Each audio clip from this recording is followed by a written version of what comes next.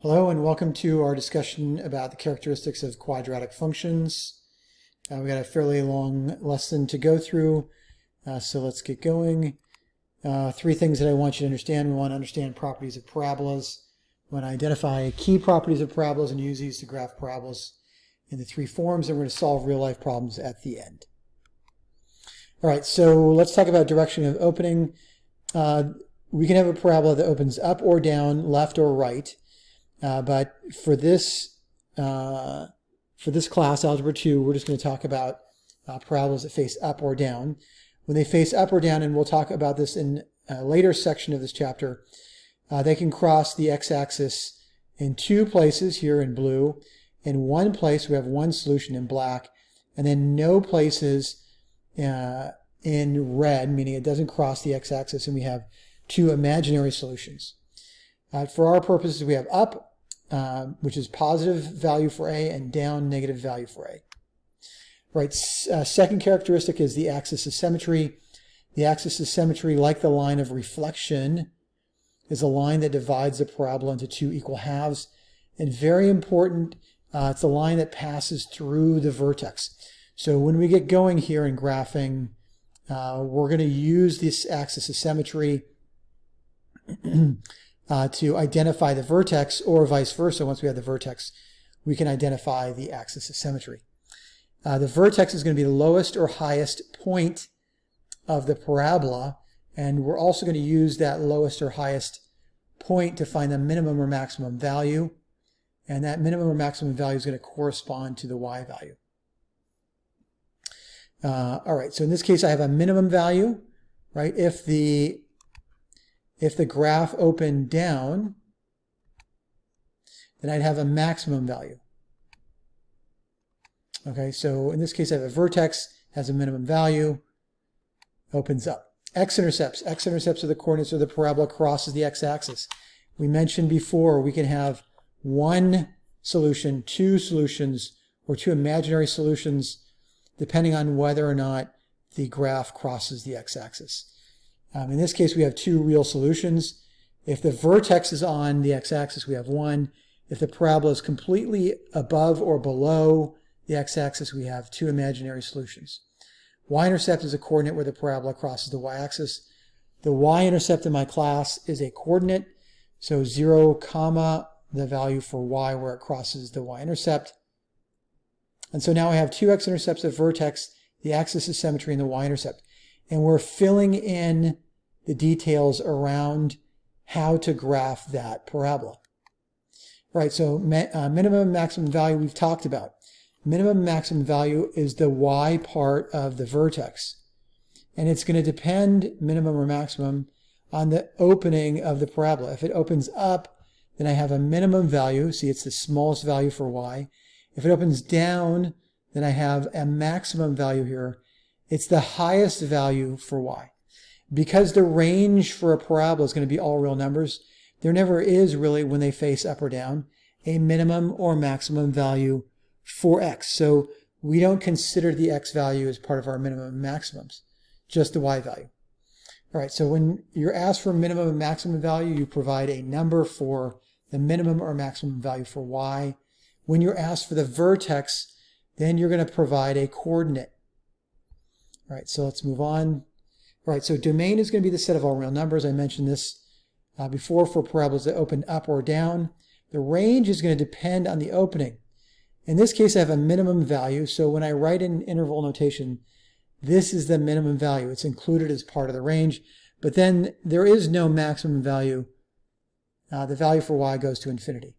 If the parabola opens down, then my maximum value is this vertex value, the y value here, and I have no minimum value because it goes to negative infinity. All right, so let's talk about increasing or decreasing, and I'm going to add in some language here. The increasing is a function when it's increasing on an interval where the slope is positive. So interval in this case is going to be the interval for x. Let me say x interval where increasing or decreasing.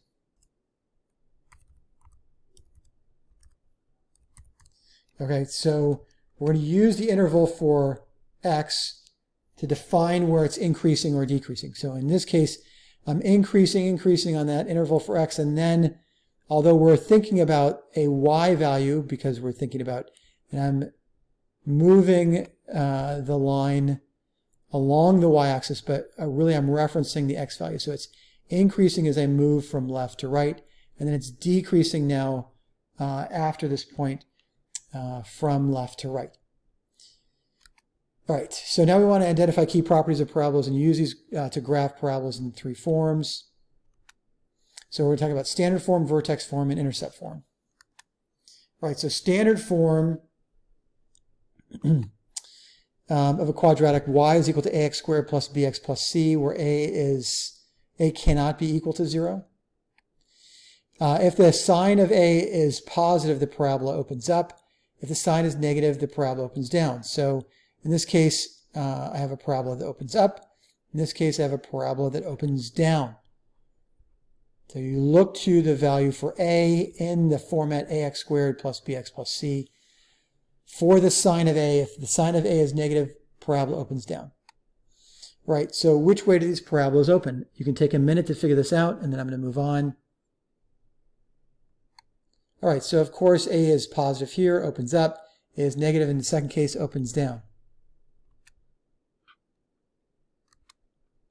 All right, so my axis of symmetry, x is equal to minus b over 2a, and then we're going to use that to find the coordinate for the vertex. So, before we get into that, let's talk about what's happening here. By the way, the symmetry has two m's.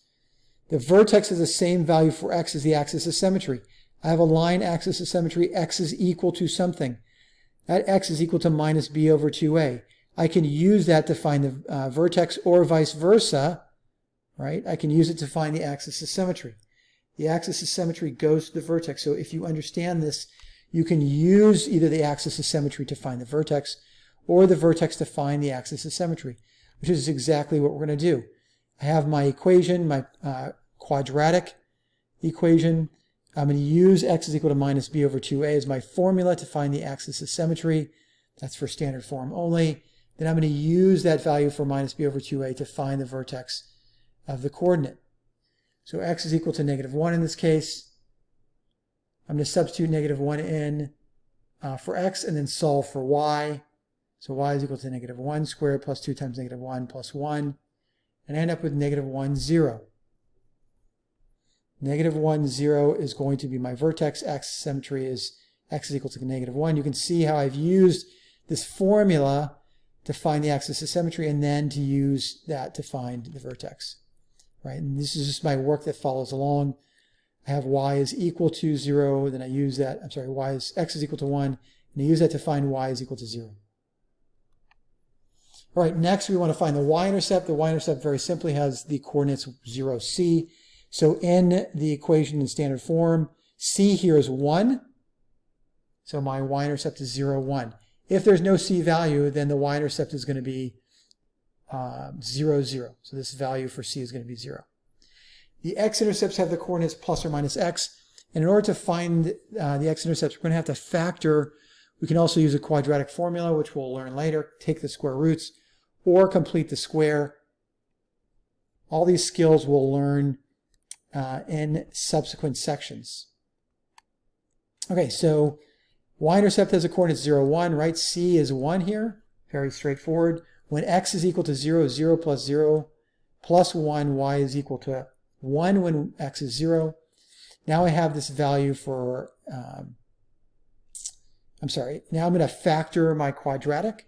I'm going to factor my quadratic into y is equal to x plus 1 squared. It's the value of x that makes this factor equal to 0. If y is equal to 0, then x is equal to negative 1. X is equal to negative 1 is the value for my, the x value for my x-intercept. My x-intercept is negative 1, 0. All right, moving on.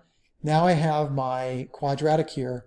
Domain is all real numbers. The range, we need to change. oops. Sorry, yes, the range was correct. 0, I have my value of y, right? Y is 0 to positive infinity. 0 is included as part of that range. The decreasing, increasing part is what I had to change here. It's decreasing on the interval from negative infinity to negative 1, and then increasing from negative 1 to infinity. All right. So you should be able to, and you'll be tested on your ability to complete the following tasks. For any form of a quadratic function accurately, you want to identify the direction of the opening, up or down, identify the axis of symmetry. It must be equation for a line. Remember, identify the coordinates of the vertex. Vertex is a coordinate. The min-max values are just just the y value for the vertex. We want to identify the y-intercept, which is a coordinate, identify the x-intercept, which are coordinates, and then we want to graph properly, label it, and identify the domain range, and then increasing and decreasing intervals. So these are all things that I want you to know. All right, so we're going to go through one of these examples, and then you're going to do one on your own. Here is my function. I'm going to find all this information. All right, so it's positive, a is positive, it opens up. X is equal to minus b over 2a leaves me with x is equal to negative 2. That's my axis of symmetry. I'm going to use that value for the axis of symmetry back into the equation to find the vertex. Vertex is 2, 0. I substitute a negative 2 in. The parabola faces up, so I have a minimum. My minimum value is the lowest part for y, that's 0. My y-intercept is 0, 4. And then I'm going to set to 0 and factor. To get my x-intercepts, I factor to x plus 2 times x plus 2 is equal to 0. So I'm setting y equal to 0 to find the value for x for the x-intercepts. X is equal to negative 2, so this graph touches the x-axis at one location. And now I have all the information I need in order to graph my parabola. X is equal to negative 2 is my axis of symmetry, 0, 4 is my y-intercept, negative 2, 0 is my vertex, my minimum value is 0, that's the y part of the vertex. My domain is all real numbers, my range is from 0 to infinity. It's decreasing on the interval from negative infinity to 2 and increasing on the interval from negative 2 to infinity. All right, so that's going to bring us to the end of this discussion. I'm going to leave you with your first classwork problem, 2.2.1. You're going to determine the direction of the opening, the axis of symmetry, vertex, minimum, maximum value, y-intercepts, x-intercepts, draw the graph, include the domain and range, intervals for increasing and decreasing, and then you're going to sketch the graph. All right, we're going to stop here. Thanks for joining. Please come and talk to us next time when we finish the rest of this section.